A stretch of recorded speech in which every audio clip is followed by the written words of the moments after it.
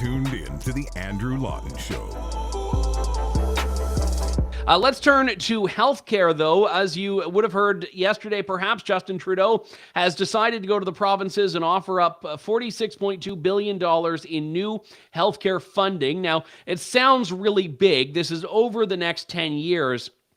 And it is not condition-free. And what's happening now is provincial premiers are saying, yeah, we're going to take the money, but, I don't like it. But it was basically an ultimatum. It was a one-size-fits-all offer. And now the federal government is wanting to put more conditions on this money, which, again, the premier is not loving. But let's face it, no one's going to turn down the cash when there is a healthcare crisis across this country. It's an issue Dr. Shawn Whatley knows very well. He literally wrote the book on ways that the government could fix this, and the fact that he hasn't been made a health minister is a great shame here, and he's the former president of the Ontario Medical Association. Shawn, it's good to talk to you as always here. We talk about the system, and oftentimes people can point to a number of things that need more funding and need more money, but there's an efficiency problem here in that you can't just write a check without reevaluating, in my view, how the money is spent. Oh, absolutely. And that's what I think the feds are using as a springboard to say, this is why we need more control, because we need a whole bunch more accountability. Having said that, no purchaser of services or products has ever been able to renovate the delivery of those services or products. If you walk into Tim Hortons right now and tell everybody in your Tim Hortons, hey, I'm going to pay for all your coffee and donuts, and then you walk up to management and say, all right, I want you to change the way you make your donuts, and I want hotter coffee and a little more cream in my double-double, management's going to look at you and say, you don't know how to run a Tim Hortons. What are you talking about? Yes, you've just paid for all the services, but you can't change the management. So I think that's what you're getting at right there. It's very, very difficult for provinces and the federal government to change the way services are delivered, and we can't improve care without changing it at that fundamental level that you're talking about. Yeah, I mean, anyone who's ever looked at government spending reports, which I suppose is not as amusing an activity as I'm making it sound, but you'll know that there's this thing called March Madness, where every March you have these government departments that just blow money on new chairs, new desks, new computers, because they had this room in the budget and they don't want it to be taken away the next year. So you have people that are spending up to their cap, and it's not a question of what's the best use of this money, how do we best improve our performance and our output. And I fear that's what's happening here now. I mean, the federal government has not proven, certainly not this government, that it has an ability to do any level of central planning. So even putting this money to provinces and saying, here's how you need to spend it, like, I'm not seeing the roadmap on how healthcare will be improved with this. Yeah, so 2 points you raised there. I'm glad you used the word central planning, and that needs to be more a part of our dialogue. So understandably, $200 billion captures the headlines, and that's what we want to talk about. And I'm glad you highlighted that actually this is only $46 billion in new dollars. The rest of that money was going to flow anyways, and it's spread out over 10 years. Having said that, people still love to talk about the money. But really what we should be talking about is the control that's at issue. So you look at their long list of things they want changed, even going back to March. I'm looking at a list by Health Minister Duclos. He said, well, these are our 5 priorities. But if you look at them, they're actually more like 10 or 15 priorities. So essentially they're setting the marching orders, and I can't understand why they want control. It's like a dog chasing the car. What are you going to do when you catch the car? Furthermore, how do you even know you can control healthcare better than the provinces? And so it's a mixture of ignorance and arrogance. And to hear our prime minister, almost fold his arms and say, we need better performance, and you're not going to get money until you show me performance. It's like saying the beatings will continue until morale improves. I can't figure it out. And you also made a comment though about March Madness and funding. What we see in the hospital sector especially is that the worst performers often get the most funding. Now, governments tweaked into this a few years back, and they realize now that if you really really go over budget, and maybe you need to be replaced as a board, but never come in at budget, never come in below budget, because it means your budget will get cut next year. And so there's this bizarre political game going on when really patients want care and they want to know who to hold accountable for delivering that care.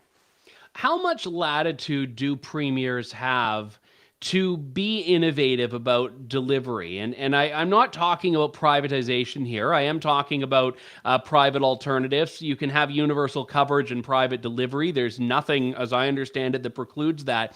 But how trapped are premiers in this system?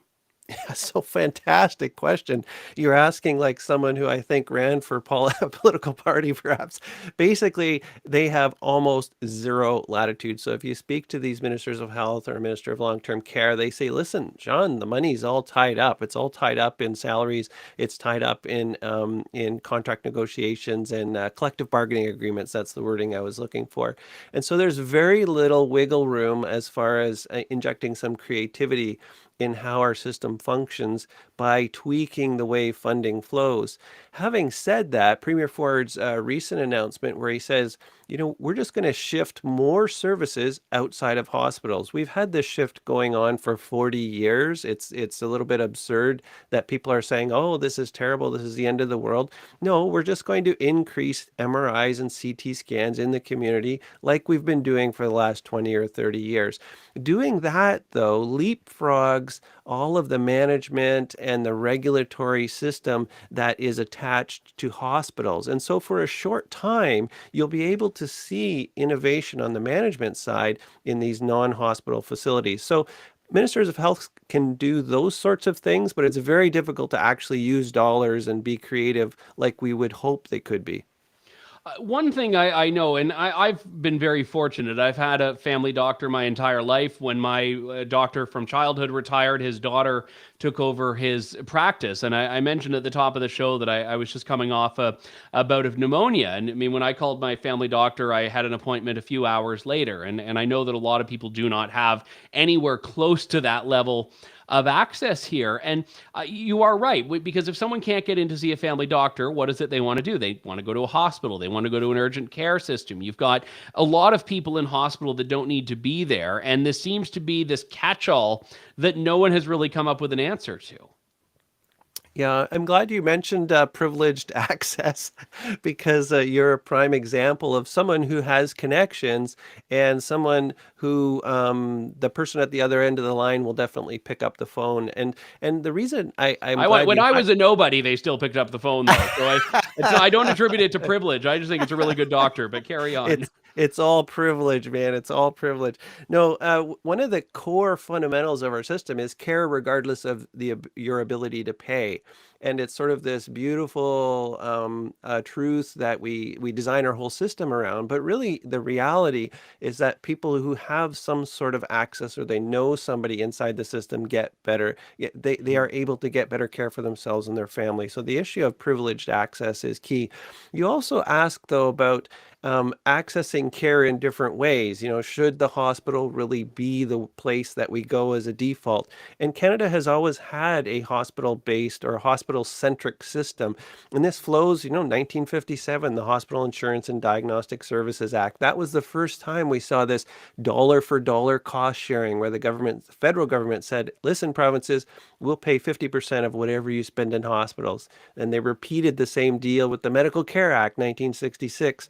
And those are the two pillars of Medicare as we know it. As you know, the first Trudeau government turned off that blank check approach of the 50-50 deal in 1977 with the Established Programs and Financing Act. And then provinces and the feds have been fighting about funding ever since. And that's what we're seeing right now.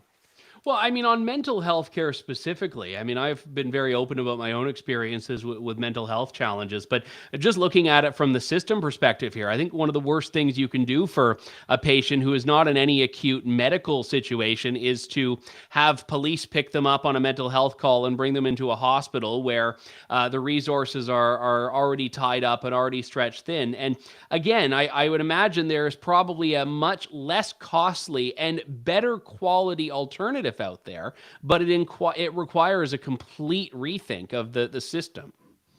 Well, part of what you're getting at with mental health care and many other services fall into this as well is that they are intangible. It's easy to say, we have a wait time for hip replacements. We know your hip is worn out, and we can measure it, and we can, pay then for the number of hips being done.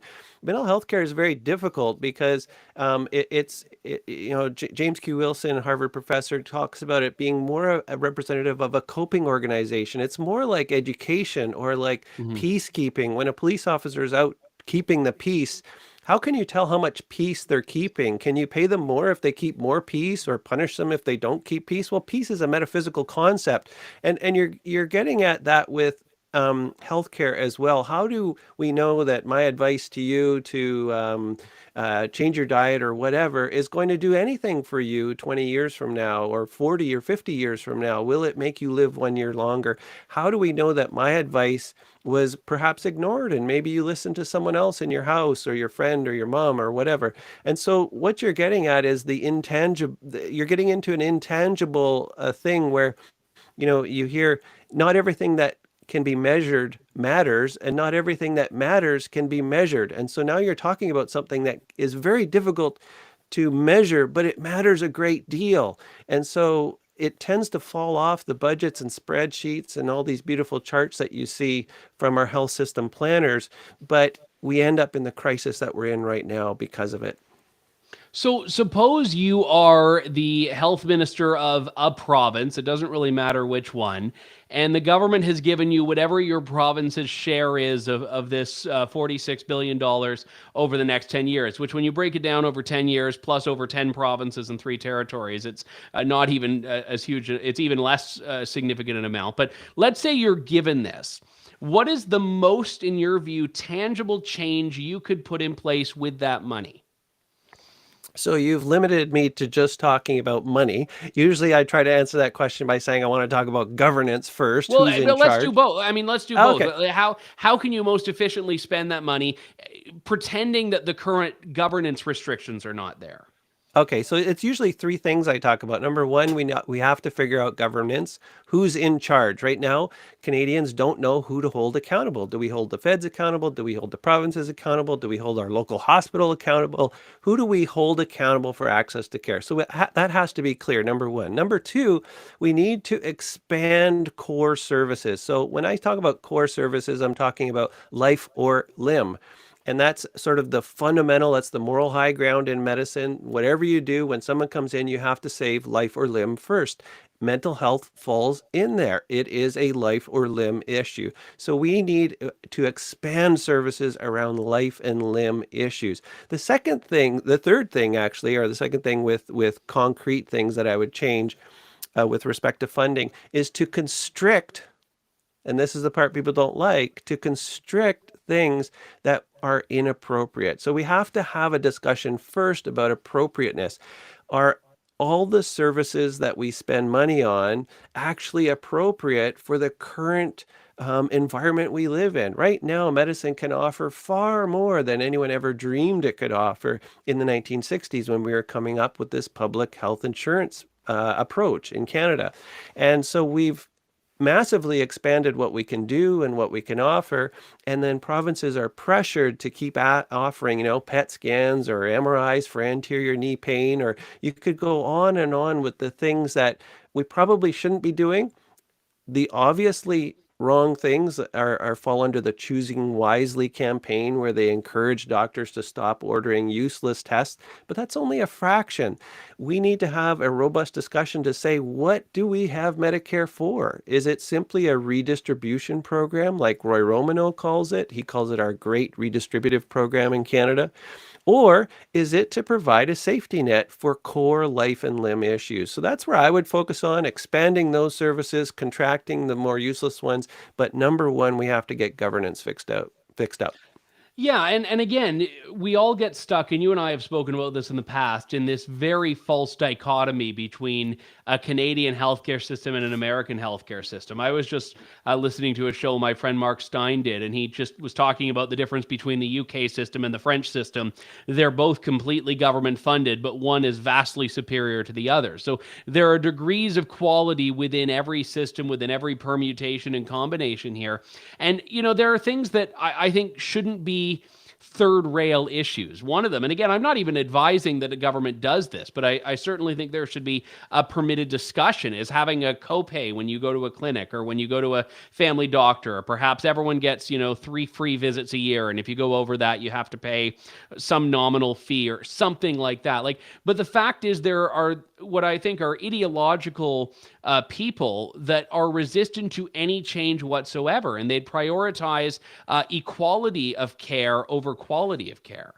Yeah, great comments, and you've really opened a wide door for a whole bunch of discussions. Which Just is very, great very as we're winding down, just to throw the bomb of copay in there. But anyway, carry on. So we have the 28 universal healthcare systems around the world, and I think we can be strong in saying universal care just means everybody in your country gets care. There are many different ways to achieve that end. 28 different countries around the world have universal health care. 23 of the 28 have some form of cost sharing. Now, when you get into patient cost sharing, one of the mistakes people make, and I just wrote a large paper on this actually for Macdonald-Laurier Institute, is that they think they'll get cost sharing to increase revenue. In fact, that doesn't work. The countries that use cost sharing, they always have robust exemptions for the very old, the very young, the chronically ill, and that sort of thing. So once you narrow who you're going to focus the cost sharing onto, you do have a measurable change in how many times people will go to the doctor for the same problem, for their anterior knee pain, which is the bane of an orthopod's existence. And so there is some role for it to play. However, it actually may cost the system more. If you imagine a long lineup at Tim Hortons and everybody in that lineup wants, one Timbit, and there are 2 or 3 people in there with a large order, the average cost for that long Tim Hortons lineup will be very low. Whereas if every single person in that lineup wants a dozen donuts and 15 coffees, the average cost per customer is very high. It's the same with healthcare. If you use user fees to get some of those low value people out of that line, you may drive up, and most studies suggest you will drive up the average cost per patient. But that's the right thing to do. So we should do it to improve efficiency and improve horizontal equity, so that you and I, if we're earning the same amount of money and we have similar genetics, and you go to the doctor every 2 weeks and I go to the doctor once a year, why do I have to pay the same health premiums? So there's an argument to be made for them, but it's not the magic solution that some people think it is. Well, I appreciate it very much. And just on the note of ideology, I have to share this comment. There was a service that started up in Canada a few years ago called Maple, which lets people for a nominal fee, whatever it is, see a doctor virtually and get a prescription if they need or anything like that. And to my understanding, all of the doctors on Maple are employed within the public system, but in their off time, they sign up and they take, however many patients a day or a week. And it's a net increase in the amount of care available in this country. It costs the public system nothing. It costs taxpayers nothing. Jagmeet Singh last week was saying we need to prohibit it. We need to close what he's calling the Maple loophole. Yeah, so I've been on a number of interviews actually debating what he's been saying. He's been saying things like in BC they're buying up all the private clinics, and so I don't know, are we going to have another Air Canada or whatever?